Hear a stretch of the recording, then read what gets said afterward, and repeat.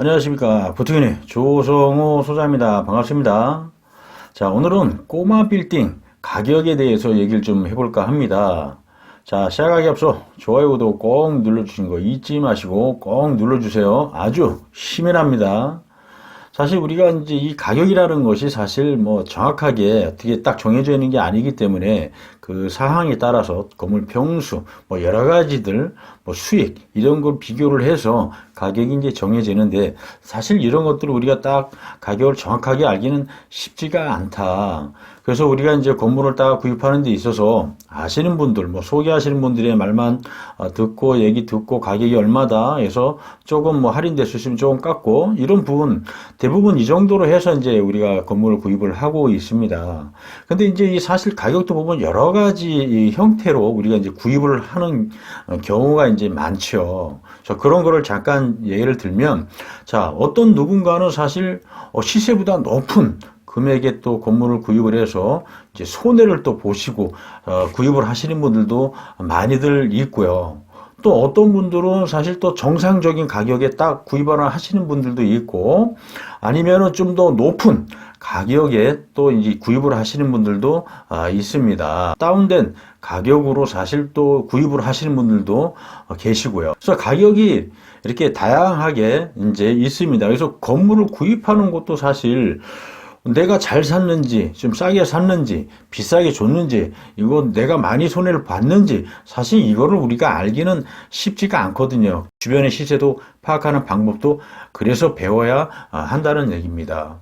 자, 어떤 분들은 사실 또 이런 건물들을 탁 사가지고, 자기가 사실 또 이 금액을 딱 정해서 또 잘 매도를 하시는 분들도 있어요. 그러니까 내가 이 건물을 딱 구입하면서부터 사실 이거를 어떻게 해서 어떻게 팔겠다, 어느 정도 어떤 이런, 그러니까 쉽게 말씀드리면 이 건물을 우리가 딱 구입을 했다고 하지만 그냥 그걸로 멈춰 있는 것이 아니라 구입을 한가 동시에 내가 이거를 어떻게 또 잘 관리를 하고 운영 관리를 잘 할 것인지 어떻게 이거를 조금 수익을 좀 올릴 것인지 아니면 가치를 어떻게 해야 또 상승을 시킬 수 있는 방법들이 뭔지 이런 것들에 대한 것들을 우리가 깊숙이 공부하고 사실 생각하고 해야 되거든요. 배우셔야 된다는 얘기입니다.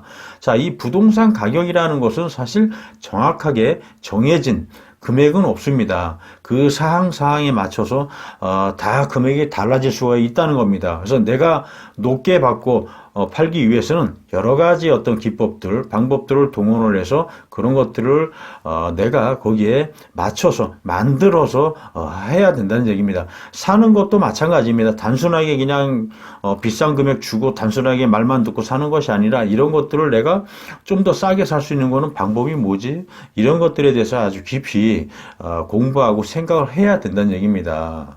자, 여러분들 이런 거 모르고 단순하게 부동산에 접근하고 한다는 것은 굉장히 힘들 수가 있거든요. 그래서 뭔가를 하나 하더라도 우리가 알고 평생을 할 수 있는 거기 때문에 공부하고 배우고 해야 됩니다. 그래서 여러분들도 부동산에 좀 관심이 있다라고 하면 단순하게 큰 돈 들어가는 거기 때문에 그냥 무작정 하지 마시고 저희도 이제 실전 모임 같은 경우를 계속 한다고 말씀드렸죠. 이런 실전 모임 같은 경우를 많이 참석을 해서 보고, 눈으로 보고 확인하고 어떻게 해야 되는지 이런 방법들을 공부를 해야 된다는 얘기입니다. 그러지 않고서는 항상 내가 잘 사는지 못 사는지 이런 것들을 모른다는 얘기입니다. 그래서 우리가 항상 마음을 집중시키는 것도 중요하지만 내가 알고서 뭔가를 하는 거하고 모르는 거하고는 아주 차이가 있다는 거.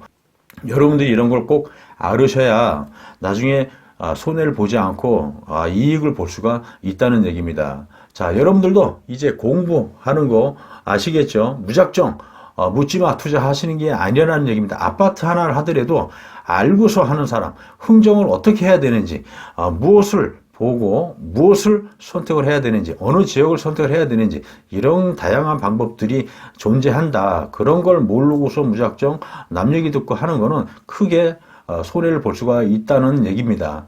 자, 우리 공부합시다. 자, 오늘은 여기서 설명을 좀 마쳐볼까 하고요. 인터넷상에 부태균이라고 치면 좋은 정보 계속 제가 올릴 거니까 여러분들 꼭 들어오시는 거 잊지 마시고요.